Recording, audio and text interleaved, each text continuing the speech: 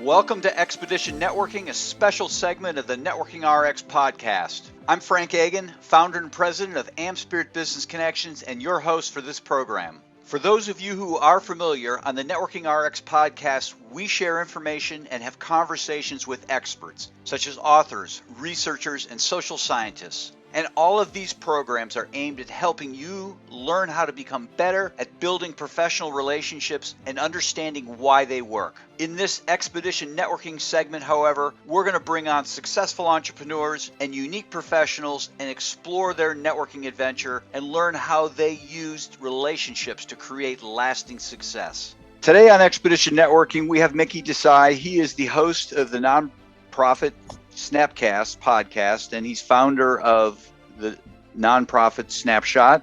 Mickey, welcome to the program. Oh, there we go. Yep. Thank you, Frank. Glad to be here. Thanks for having me. Yeah. You're kind of like a podcast guy. You're a not-for-profit guy. Where did this all come from? You know, it's funny. I became sort of an accidental entrepreneur back in 2008. When I invented the nonprofit Snapshot, its first iteration of the nonprofit Snapshot, and I should preface all this by properly telling the story. The Snapshot is a micro assessment of a nonprofit's management practices, and back in 2008, I invented it as intending to sell my services using the Snapshot to consultants in my region, and got a ton of good feedback on it. Validated the measure. Got green lights and thumbs up all around. And as soon as I tried to put a price tag on it and market it, all the people who would line up to say, Mickey, we love this thing. This is a good thing for the nonprofit sector. Like 99% of those folks didn't have the time or the money to let me do a snapshot on their organization. So long story short, I put the idea on the shelf. But what had happened back in 2008 is I started the nonprofit Snapcast podcast as a means of sort of facilitating the marketing edge and the conversations around nonprofit management, whether or not they use the Snapshot. And so that's when I really started to do the Snapcast, was back in 2008. But when I shelved the idea, I shelved the Snapcast as well. And only in probably 2016, 2017 did I pick it back up off the shelf again, rebooted the Snapshot with the intent of turning it into an app, and rebooted the Snapcast with the intent of using that as sort of the engine for the marketing effort, the networking effort. And now I'm ready to pull the trigger on my alpha test for the nonprofit Snapshot. So that app is very nearly ready to, it is ready to test. I just need to, sign up my alpha testers and get the data. But the Snapcast in the meantime has taken on a life of its own, and it's more than fulfilled its intended purpose of facilitating the networking effort and increasing this broad swath of conversations across the nonprofit sector. I have recorded in that much time I take it back. I have published in that much time over 200 episodes. Wow. And people, even though I readily state I have a backlog that will probably get me publishing episodes. Like if I stopped recording today, mm-hmm. I have enough episodes in the can to get me through March of next year. Wow. And so I'm probably going to have to start pushing them out twice a week just to stay on target, just to stay on track. But people are still writing to me saying, Mickey, I want to be your guest. And I'm very grateful for that exposure and that attention. And I try not to turn people away. I think there's a ton of good stories for folks to tell, a lot of good material to share with medium-sized to small nonprofits and even the larger ones about nonprofit management. So to sort of parallel that element of my life, I started another podcast called The Thing About Cars, a hobby podcast. Okay. We are trying to turn that into a television show. And at that point, I realized that I was really good at the editing. And so I hung another shingle and I said, look, if there are people out there who, have podcast questions or would rather not do the editing on their own, I'm happy to do that for them. And so I'm very lucky to be helping a good handful of clients with their podcasting agenda. And I'm always looking for more of those opportunities, because as much as I really like nonprofit consulting, somehow working with the audio element of things is just fun. So that's probably way more than you wanted to know, Frank. No, I guess I'm curious as to why and how it exploded. What sorts of things were you doing? It's not don't take this the wrong way. It's not like as if you invented the internet and it's like, oh, wow, this is something totally new. Right. There have been podcasts out there and there have been not-for-profits out there. And I don't know, just curious as to, what sorts of things do you do? Yeah, I'm curious too. I mean, clearly when I started the podcast effort back in 2008, podcasting was still relatively new. It had not yet hit its golden era, I guess, Yeah. And one other thing I did was when pandemic hit, I purposefully increased my weekly output to 3 and 4 episodes a week for a while, just because everyone was panicking. And I thought, okay, we've got this community built up around the Snapshot and the Snapcast. Let's at least have that conversation with people who are pivoting and contending with disaster planning and stuff like that. So for a couple months, I did that. I really increased the number of episodes per week. So I'm not sure where the rush comes from. I don't know if it's just the idea that people want to tell their stories. I don't know if just general embracing of podcasts happened to increase at the right time. And I had one out there that was pretty decent. My goals for the nonprofit Snapcast are not that lofty in terms of time or journalistic epicness. I hate that word, but I'm just having conversations with people and talking about their expertise, and helping them bring their stories and their, I do a little bit of digging with them. I try to facilitate their conversation. They'll present the concept and I'll say, okay, let's talk more about that. And in the end, what I'm telling my guests is, let's just pretend we're having a cup of coffee and talking about the thing. And that seems to work pretty well, at least for the Snapcast anyway. I do some work with other folks with their journalistic podcasts, meaning, the book report style, where they'll present a premise and they'll get their sources and they'll go interview the sources and they'll piece it all together, sort of like an NPR effort.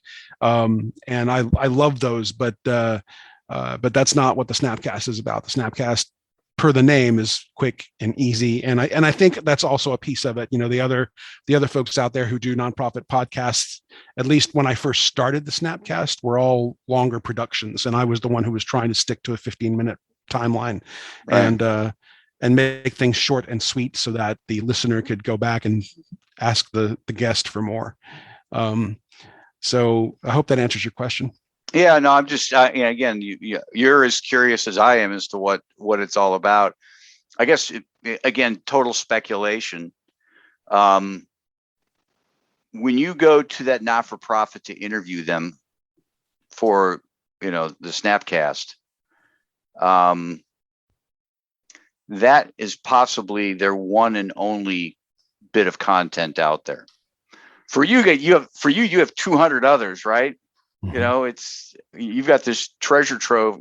For you, talking to somebody's no big deal. For them, it's like, oh my gosh, somebody's finally listening. Right. And so they put way more value in being a guest of yours than you put into being the host for that particular person. I think that may be a fair statement, but I'm talking to more people than just the nonprofits. I'm talking to consultants. I'm talking to, obviously the nonprofit via their board members and via their execs. I try to not close the door on anyone as long as I have an interest in helping nonprofits improve. So, but I think you're right. For some people, doing a podcast with me puts one solid social media asset in their hands. Yeah. And that may be true, but I think there's a great mystery around podcasting. I don't know how well, I've got 2 podcasts. I've got a daily where I think we're in the 800s. Wow. And you say, wow. And to me, it's like ho hum. Right.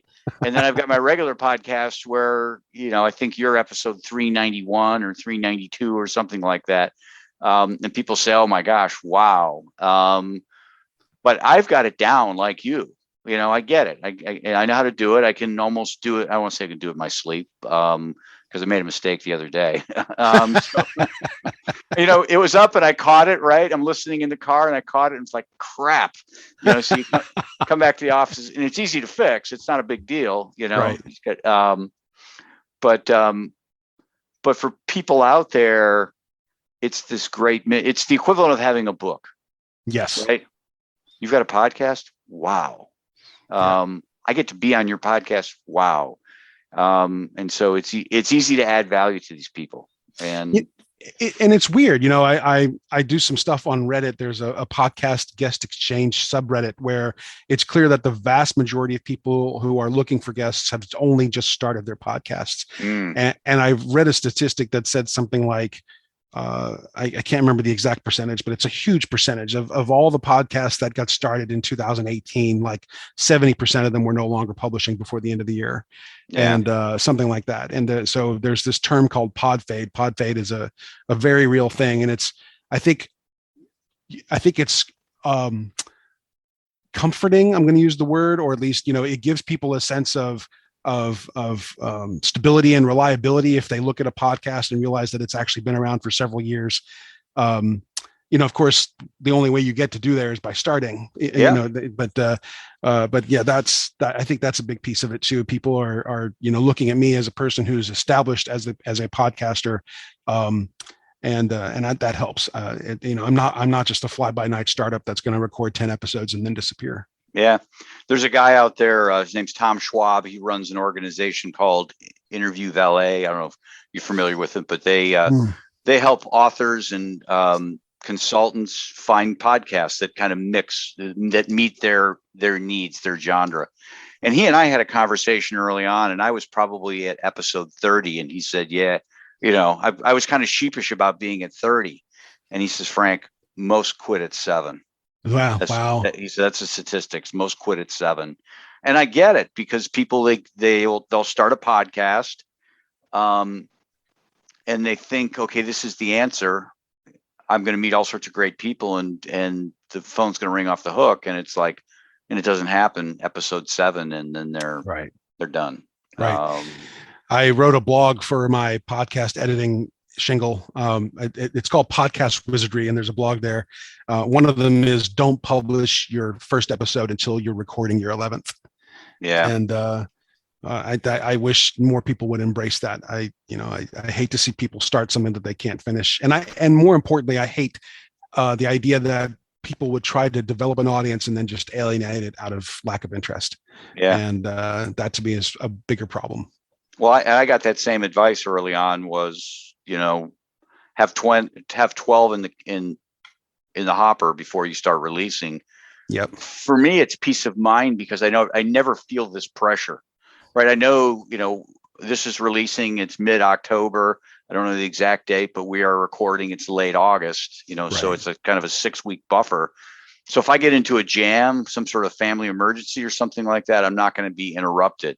I might have to play catch up a little bit, but I'm not going to be interrupted. And I think that's part of, people just get overwhelmed. It's like, I can't, I record, I release, I record, I release, and then they get overwhelmed and they just stop, and it's hard to kind of get back into it. That's right. What'd you want to do when you were growing up? That's a very good question. All my romanticized notions of what I wanted to do when I was a kid sort of evaporated by the time I got to college. And when I was a child, I had read the James Herriot books, All Creatures Great and Small, and I thought, oh, I'll be a vet. And then as a child, as a very young teenager, went to go volunteer at a local animal hospital, and quickly realized that the romanticized notion of being a veterinarian is nothing at all like the reality of what it means to practice. That in fact, pet owners are perhaps worse to deal with than the animals themselves. Mm-hmm. And just some of the stuff we saw come through that office was very enlightening. And so, I did all the other traditional stuff, complicated by a good, healthy dose of cultural expectations that I didn't really want to fulfill. Being the son of an Indian family, there is real, honest to God pressure to be an engineer, a lawyer, or a doctor. And if you don't pick one of those things, your family thinks that there's something mentally wrong with you. Mm-hmm. So, by the time I got into college, I was still, very much interested in science and medicine. So I'm not sure how to answer the question of what my professional aims were at that point, but sort of a roundabout answer. If I got to go back and do it again, I would probably just stick with biology without the intent of going to medical school. I wouldn't complicate the pursuit of the sciences with the idea that med school had to be in my future. And And I think that would have simplified things for me, selfishly speaking. But I don't regret it. I ended up getting a degree in fact, 2 degrees in counseling psychology, and I don't practice. I have not been involved in the realm of applied mental health in quite a long time, but I will tell you that those degrees come in handy every day. Yeah. Well, Yeah. I think, the reality is we need everybody, right? Yeah. And as soon as you stop thinking we don't need everybody, just think what would happen if somebody didn't pick up your trash every week. I mean, Exactly. It would be a mess, so we need everybody. And, I don't know. So what advice beyond just take biology, what advice would you give yourself? What advice would I give myself? And would you listen? That's the other question. That's the major question. That's probably the bigger question. Yeah. I would say, I'm not really sure what advice I would give myself to change my life. That's a very hard question, Frank. I'm not sure why I'm having a hard time with that, because my first instinct was to say, oh, just have fun and relax. But then, that I can see where that would have made more troubles for me in other ways. Yeah. So I'm not really sure what I would try to change for myself as a child via having it, the advice. Because and the only reason that is, I mean, this is why people get into therapy. There's that statement that says people study psychology to fix themselves, and I'm going to tell you that's true. That's very much true. So that whole cultural piece that I was trying to describe a minute ago was pretty confounding in many ways. The attempt to live in 2 cultures simultaneously. Some people can do it, and the majority of them cannot. Yeah. Well, I think part of the problem is as a high school kid going off to college, and you have your situations, you have these other pressures, these cultural pressures to succeed. But going off to college, we're asked to kind of make a declaration of who we're going to be. Yes. Now and forever. And the reality is we don't know. Right. Because what could you do with that biology degree? In your mind, it's like, I got to go to med school. It's the only thing you do with a biology degree. And that is the furthest thing from the truth. There's so many different things. There were so many things. Yeah. Yeah. And I'm kind of the same way. I went to law school. You go to law school to be a lawyer. And when somebody asked me about going to law school, I said, it's a great education, but do not go in with the notion that that's the only thing you can do coming out. Right. There's so much you can do. So you helped me frame the sentence. I think what I would advise myself to do, I would say to myself as a kid that whatever you choose to pursue, put your whole self into it, but don't be afraid to reinvent yourself when the time is right. Yeah. And that's probably what I would tell myself as a high schooler anyway. Yeah. Well, and you have, I mean, you're the perfect example of it. So what's on the horizon? What's on the horizon for the Snapshot, the Snapcast? Yeah. Mickey in general. So for the Snapshot, clearly I've got to get that alpha test off the ground and start collecting data, and then figure out what comes next. Do I pursue funding? Do I just continue to bootstrap it? For the Snapcast, I'm having way too much fun with it, and enjoying meeting the people that I get to meet via the Snapcast. I wouldn't mind picking up a sponsor for the Snapcast just to facilitate some of the editing and the time spent around that. The thing about cars, the dream again is still to turn that into some sort of a television production. So I'm doing some heavy networking, trying to meet people in the television industry to help me frame those conversations and figure out how we get from point A to point B, from where we are to where we want to be. And then apart from that, just putting one foot in front of the other and trying to keep all these various agenda items in the air and moving. And I, there's a lot. I have many irons in the fire, but I'm fulfilled with that. I'm not the kind of person. I don't think that having many irons in the fire at this point is hurting me in any way. But if we succeed and the thing about cars becomes a TV show, then I'm pretty sure that Snapcast is going to fall by the wayside at that point. But or somebody else can pick it up. I mean, you've breathed life into it. Are you familiar with the website Slated? I am not. You should look into it. Yes. And I'm going to leave this in the program in case somebody else is interested. But it's kind of a LinkedIn for film, television, and movie people. Oh, very cool. Writers, producers, whatnot. I don't know. But there are people out there, and who knows, right? I mean, who knows?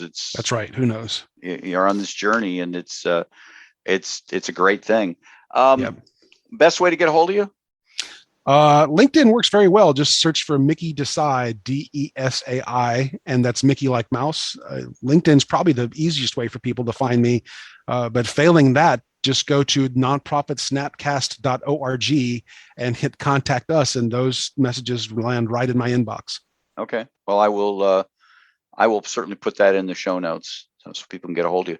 Really appreciate your time today. This was fun. Frank, I'm glad we could get to finally do it, and hopefully we'll do it again sometime. To wrap things up, remember, we're looking for some enterprising business types to join our team as franchisees of AmSpirit Business Connections. Our franchisees work with entrepreneurs, sales representatives, and professionals in their area to help them become more successful through networking and the exchange of quality business referrals in a structured weekly morning meeting. This is a unique franchise opportunity, you see, because these meetings are in the morning. A successful business type or professional can add this franchise opportunity onto what they're already doing. Again, all of our franchisees do something else. For a couple hours in the morning, a few mornings a week, these franchisees work the AmSpirit Business Connections model. The rest of the time, they're attorneys, accountants, realtors, coaches, and consultants of various kinds. The wonderful thing is that not only do our franchisees realize a financial gain from operating the AmSpirit Business Connections model, but the business networks that they build and develop become a great source of referrals for their primary business as well. Perhaps you know someone, perhaps you are that someone. Whatever the case, to learn more about the AmSpirit Business Connections franchise opportunity, please contact me using the email in the show notes or the one we provide at the end of this program. Thanks for joining us on the Networking RX podcast. Please put what you've learned into action today and let us know if you have questions, comments, or ideas for future topics. You can email them to us at podcast@amspirit.com. That's AmSpirit.com. Finally, so you never miss an episode, be sure to subscribe to the Networking RX podcast through iTunes, Overcast, or however you receive your podcasts. Now get out and network with someone. The Networking RX podcast is the copyright production of AmSpirit Business Connection. All rights reserved.